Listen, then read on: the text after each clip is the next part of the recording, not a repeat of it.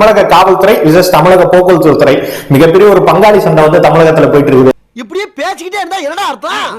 எது பெருசுன்னு அடிச்சு காட்டு. யாராவனா இருந்துட்டு போப்பா, டிக்கெட் எடுத்துதான் ஆகணும் நீங்க அப்படின்னு சொல்லியிருக்காரு. ஏய், எங்க கிட்ட நீ டிக்கெட் கேட்ட, நீ என்ன ஆவரன்னு பாரு. காவல்துறைக்கும் போக்குவரத்து துறைக்கும் நேரடியாவே முட்டியிருக்கு. அந்த காவலரையும் இந்த நடத்துனரையும் கூப்பிட்டு தமிழக காவல்துறை ரெண்டு பேரையும் சேர்ந்து ஒன்னா நிக்க வச்சு ஒரு போட்டோ எடுத்து போட்டு இங்க பாருங்க நாங்க சண்டையெல்லாம் முடிச்சுக்கிட்டோம் அப்படின்னு சொல்லி அறிவிச்சிருக்காங்க. என்னன்னு எப்படின்னா இருக்க? அன்பு நண்பர்களுக்கு வணக்கம்.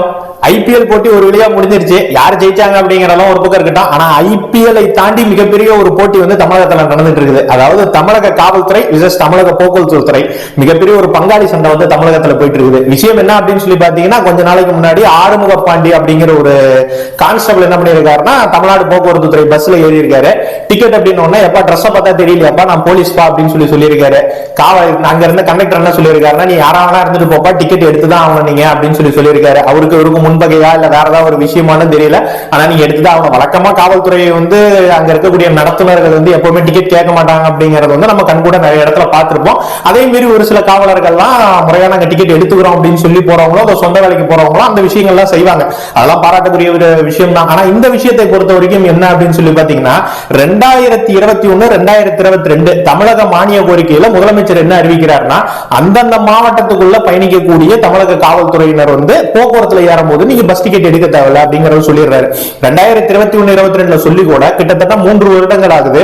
இன்னும் கூட இந்த விஷயத்தை வந்து போக்குவரத்து துறைக்கு இந்த மெசேஜை வந்து கன்வே பண்ணலாம் அப்படிங்கிற போது உண்மையிலேயே வந்து இது வந்து சீரியஸா எடுத்துக்கக்கூடிய ஒரு விஷயம் தான். ஏன்னா ஏற்கனவே மானிய கோரிக்கையில சட்டப்பேரவையில் நிறைவேற்றப்பட்ட ஒரு விஷயம் வந்து இன்னைக்கு வந்து இப்படி ஒரு காவலருக்கு ஒரு அவமானம் வந்துருச்சு அப்படிங்கறத வந்து காவல்துறையாலையும் ஏத்துக்க முடியல. காவல்துறை உடனே ஆரம்பிக்கிறாங்க, ஏய் எங்க கிட்ட நீ டிக்கெட் கேட்ட, நீ என்ன ஆவரன்னு பாரு அப்படிங்கிற மாதிரி மனசுக்குள்ள வச்சுக்கிட்டோம். இல்ல வேற ஏதாவது ஒரு விஷயமோ மைண்ட்ல வச்சுக்கிட்டு செஞ்சாங்களான்னு தெரியல. வரிசையா டிராபிக் எல்லா அரசு பேருந்துகள் எல்லாம் பிடிச்சி எல்லாத்துக்கும் பில் எழுதிட்டாங்க. என்ன அப்படின்னு சொல்லி பாத்தீங்கன்னா, சீட் பெல்ட் போடல அப்படின்னு சொல்லி எல்லா டிரைவர்ஸையும் கீழே இறக்கி ஒரு குறிப்பிட்ட சில பேருக்கு ஃபைன் போடும் போது அந்த டிரைவர்ஸ் ரெண்டு விதமான டிரைவர்ஸ். ஒரு டிரைவர் என்ன சொல்றாங்க அப்படின்னா, ரோடே இல்ல டாக்ஸ் கேட்கிறேன் இந்தாங்கிற மாதிரி, சீட்டே இல்ல சீட் பெல்ட் கேட்கிறேன் இந்தாங்கன்னு ஃபைன் கட்டிட்டாங்க. இன்னொரு சில டிரைவர்ஸ் எல்லாம் என்ன சொல்லியிருக்காங்கன்னா, இந்த பஸ்ல சீட் பெல்ட் இருக்குங்கிறத நீங்க சொல்லிதான் எங்களுக்கு தெரியும், இதுல சீட் பெல்ட் எல்லாம் நானே இது வரைக்கும் பார்த்தது கிடையாது அப்படிங்க. ஏன்னா நம்ம பார்த்த வரைக்குமே இது வரைக்கும் நம்ம நிறைய பஸ்ல போயிருந்திருப்போம்.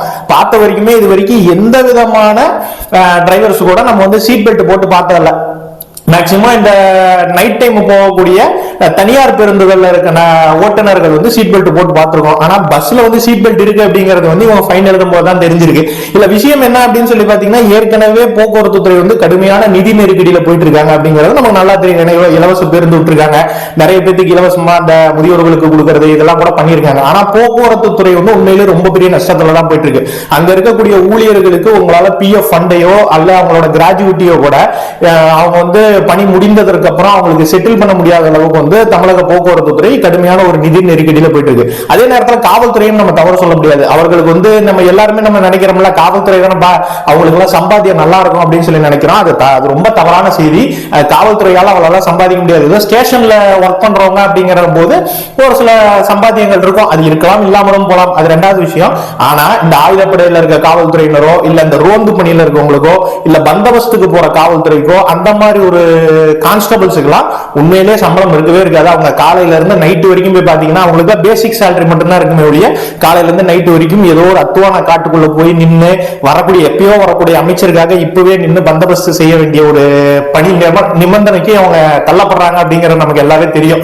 இல்ல விஷயம் என்ன அப்படின்னா, இந்த பங்காளி சண்டைகள் வந்து ஓப்பனா இது வரைக்கும் நடந்ததே கிடையாது. ஆனா இப்பதான் முதல் முறையாக வந்து காவல்துறைக்கும் போக்குவரத்து துறைக்கும் நேரடியாவே முட்டியிருக்கு. இது வந்து சாதாரண ஒரு விஷயமா தான் இருந்தது. ஒரு கண்டக்டர் வந்து டிக்கெட் கேட்ட விஷயமாகட்டும், அதை வந்து சோசியல் மீடியால வைரல் ஆகி இன்னைக்கு என்ன இருக்கு அப்படின்னு சொல்லி பாத்தீங்கன்னா, அந்த காவலரையும் இந்த நடத்துனரையும் கூப்பிட்டு தமிழக காவல்துறை ரெண்டு பேரையும் சேர்ந்து ஒன்னா நிக்க வச்சு ஒரு போட்டோ எடுத்து போட்டு இங்க பாருங்க நாங்க சண்டையெல்லாம் முடிச்சுக்கிட்டோம் அப்படின்னு சொல்லி அறிவிச்சிருக்காங்க.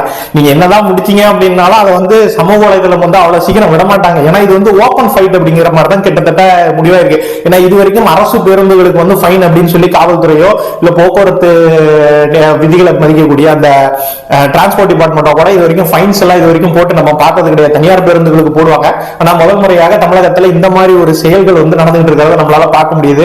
எது எப்படியோ இந்த போட்டியில யார் வெற்றி பெறுவார்கள் அப்படின்னு சொல்லி எங்களுக்கு நல்லா கிளியரா தெரியுது. ஏன்னா காவல்துறைக்கு இருக்கக்கூடிய பவர் வந்து டிரான்ஸ்போர்ட் டிபார்ட்மெண்ட்டுக்கு ஏற்கனவே நஷ்டத்துல வேற போயிட்டு இருக்கு. உங்களுக்கு இதுல யார் ஜெயிப்பாங்க அப்படின்னு சொல்லி தோணுச்சுன்னா கமெண்ட்ல சொல்லுங்க.